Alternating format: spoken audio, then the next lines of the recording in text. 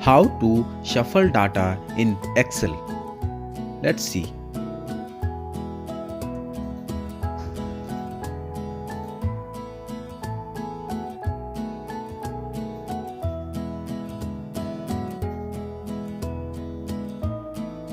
Now press Tab. Now you have to close the bracket and now you can press Enter. This is a random number.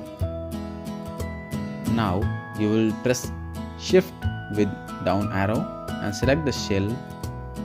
Select the cell till you want to paste it. Press Ctrl D to paste the formula.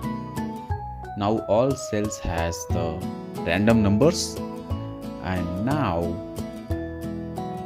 we will select all these numbers and then we will sort it out in ascending or descending, whatever you want. And here we have to select expand the selection.